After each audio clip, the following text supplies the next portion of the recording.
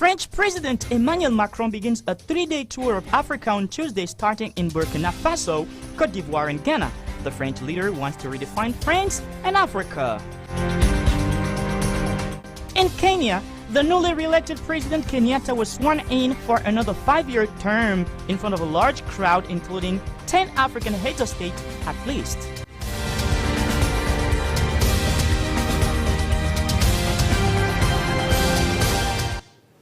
Ladies and gentlemen, welcome on the 7:30 on La Belle Television. Today, Tuesday, November 28, 2017 in Libreville. Good evening. In Kenya, the newly elected President Uhuru Kenyatta was sworn in for another 5-year term in office. The ceremony took place in front of thousands of crowd, including 10 African presidents at least. Gotti Berciano on the report. In the middle of thousands of cheering crowds, the President of Kenya took the oath of office in a ceremony that was attended by at least 10 African heads of state and other dignitaries. I, Uhuru Kenyatta, do swear that I will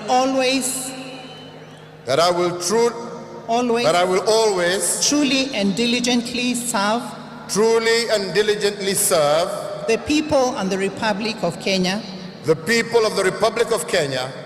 Kenyatta won a repeat presidential election on October 26th that was boycotted by opposition leader Raila Odinga, who said it would not be free and fair. The first presidential election was nullified by the Supreme Court in August over irregularities. The extended election season has divided Kenya, a western ally in a volatile region, and blunted growth in East Africa's richest economy. Odinga's supporters, many drawn from the less developed parts of the country, feel locked out of power and the patronage it brings. Political arguments often have ethnic undercurrents, with Odinga supporters pointing out that 3 of the country's 4 presidents have come from one ethnic group, although the country has 44 recognized groups.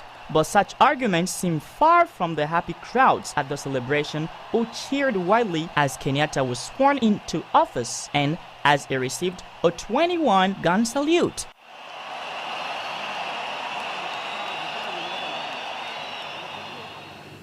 The French President Emmanuel Macron landed in Burkina Faso on Monday evening for the opening leg of the 3-day Africa tour. The French President Macron says he aims to leave France's colonial past in Africa behind. We listen to these reports. This Tuesday, Emmanuel Macron delivered his first speech in Africa in Ouagadougou, the capital of Burkina Faso. This is the first leg of a tour of the 3-day African tour that will continue in Côte d'Ivoire and in Ghana.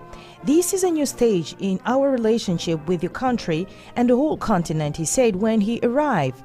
Burkina is the emblem of the democratic aspiration of the African youth. This democratic vitality of the youth of Faso is the face of the continent that we want to see, he said. In front of more than 800 students, Emmanuel Macron, the French president, dealt with topics such as fight against terrorism, demography, education, but also some economy. In a speech of almost 2 hours to a boisterous crowd of students at Ouagadougou University in Burkina Faso, the 39-year-old president laid out his African policy, insisting that France's colonial past should no longer color relations, given that both he and his audience had never experienced colonialism. Facing the students, the head of state wants to have a different approach, talking about wealth and economic success, not just immigration and the fight against terrorism. He also engaged in question-answer without taboos, says the Elysee, to show that the times has changed. Notice that Macron is not the first French leader to claim he will finally break the past, but his president hopes that his own political story may help convince people that he meant what he says. In his speech, peppered with references to African nationalists such as Nelson Mandela and Burkina's revolutionary leader Thomas Sankara, Macron promised a break with the past, in which French often seem to call the shots to former colonies. I am from a generation that doesn't come to tell Africans what to do, Macron said, prompting applause. I'm from a generation from whom Nelson Mandela's victory is one of the best political memories. Burkina is an emblem of democratic aspiration of African youth. I wanted to pay tribute to all this by making Ouagadougou the first step of my African tour, he added. One of the topics putting on the table was also phasing out the CFA franc. He has apologized for some aspect of French colonial's past and called for the gradual phasing out the CFA franc, a currency pegged to the euro used in 14 African countries, which some see as guarantor of stability, but which others criticize for being a relic of colonialism. Also, addressing to the African members, he said they want to leave, they are free to do so. It is also important to notice that he apologized from some aspect of French colonialism past and called for the gradual phasing out the CFA franc, a currency. The President Macron is due to attend a European Union Africa summit in Côte d'Ivoire commercial capital, Abidjan, on Wednesday before visiting business and youth group in neighboring Ghana on Thursday. The barriers between French, English and Portuguese-speaking Africa are artificial, Macron said. Africa is a central, global, unavoidable continent where all the challenges of the world are concentrated.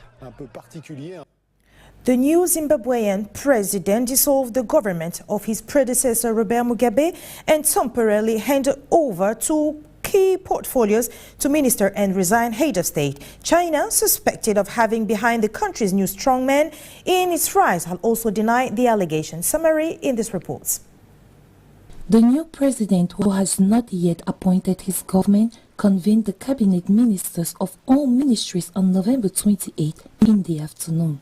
The time to form a new government and to ensure the continuity of essential ministries, Emmerson Mnangagwa has appointed two personalities of the ruling ZANU-PF to key positions. Patrick Chinamasa has been entrusted with finance, a portfolio he has held until recently under the Mugabe regime. During a reshuffle in October, however, he was assigned to the Ministry of Cybersecurity. Shimbarashi Mubengengwi inherited diplomacy. He was in charge of macroeconomic planning in the last Mugabe government, but had previously held the position of Minister of Foreign Affairs. The two men find themselves assigned to the post they had lost in October as part of a reshuffle where Emmerson Mnangagwa had been deprived of the post of justice. On November 27, China also held the inauguration of the new president and denied any involvement in his rise. Zimbabwe's army's chief, Constantino Chiwenga, was visiting Beijing shortly after the political crisis in Harare, and his presence raised questions about the role played by China. His arrival was part of the normal interactions between the two countries, according to Geng Shuang, spokesman of the Chinese Ministry of Foreign Affairs. Note that China still defends the principle of non-interference in the internal affairs of other countries, and this position remains unchanged. In Mali, the local and regional elections were postponed until April 2018 as they were initially scheduled for December 17. The government justified this decision by its desire to organize inclusive and peaceful elections, which respond to the concern of all actors involved in the electoral process. Evan Bala tells us more. The idea had been circulating for several days in Bamako and was finally made official Sunday evening after the cabinet meeting. The local and regional elections to be held on December 17 were postponed until April 2018. Partial communals, which were to be held in about 50 municipalities that could not vote in November 2016, are also concerned. The government, which claims to want inclusive elections accepted by all, believes that this postponement of 4 months is necessary to provide answers to the concerns expressed by the various actors of the electoral process. Several opposition leaders were particularly concerned about the security conditions in which these elections could be held, while insecurity is omnipresent in the north and center of the country. For its part, the coordination of Azawad movements, in short CMA, had officially opposed the holding of these elections on December 17. In a statement issued in late October, the ex-Tuareg rebellion had asked the authorities to postpone the vote, the time to respond to a number of provisions provided by the Algiers peace agreement, such as the operationalization of interim authorities in the northern regions, the organization of the return of refugees, or a review of the law on free local administration. A few months before the next presidential election, scheduled to take place in July 2018, the postponement of these local and regional elections will no doubt raise the concerns of some opponents about a possible slide in the electoral calendar in Mali. In Morocco, the Canadian giant intended to triple its investment in the country with the construction of a new plant in late 2018. The objective is to conquer the African market. We'll listen to these reports. The evidence of a coup plot against the Adama Barrow's government has been just found. The soldiers who had been arrested in July were detained without trial beyond the legal 3-day custody period. According to the Agence France Presse, the 10 soldiers are alleged to have planned overthrowing the democratically elected government of the Gambia by illegal means, which is a violation of the law. In fact, some Gambian soldiers are reported to remain loyal to former President Yahya Jammeh, who was overthrown in January after 22 years in power. Yahya Jammeh fled the country into exile after refusing the outcome of the presidential election in December 2016 against Adama Barrow. Nevertheless, he finally agreed to leave power and the country at the same time when he was threatened by a military intervention by the Economic Community of West African States, in short ECOWAS, and diplomatic agreements by a We just apologize for the previous element, who was about a military court in Gambia on Monday, accuses 10 soldiers of treason and immunity in a plot to overthrow the country's new government, while 2 others are also being tried for aiding a sergeant to escape. As we mentioned previously, in Morocco, the Canadian giant intends to triple its investment in the country with the construction of a new plant in late 2018. The objective is to conquer the African market. We listen to this report by Evan Bala. 145,000 meters square of surface area, 60 million euros of investment, and 2,000 jobs at the key. The contours of the future Bombardier Transport Maroc plant are becoming clearer. The management of the Moroccan subsidiary of the Canadian group has just unveiled at the Rail Industry Summit held last week in Casablanca.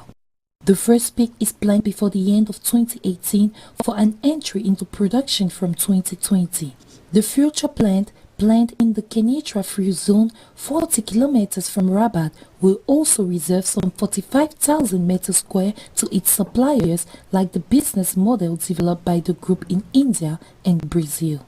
According to the team of the Moroccan subsidiary, 15 suppliers have already expressed interest in investing in the kingdom to support this implementation of Bombardier, which has the ambition to convince eventually about 50 of its subcontractors and to relocate their activities to Morocco. This ecosystem is supposed to support the development of the railway sector in Morocco. The Canadian giant, which has won the project to modernize the signage of 360 kilometers of railways and the renovation of 14 trains, ONCF, eyeing major contracts in the country. The new tram lines of Casablanca, whose successful bidder will be known in the coming days, but also the second phase of the TGV project, the Casablanca-Agadir line, scheduled for the long term. To run its future plan, Bombardier is also counting on its European order book as well as new opportunities across the African continent.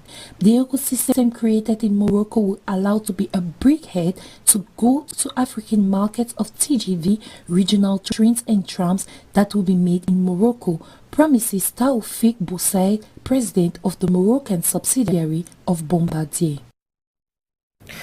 From Morocco to Nigeria, according to social media, the Oyimbo market is full of women that mostly buy stockfish in Nigeria's commercial capital, Lagos, as they carefully choose pieces of the special trico. Jordina Pinga tells us more.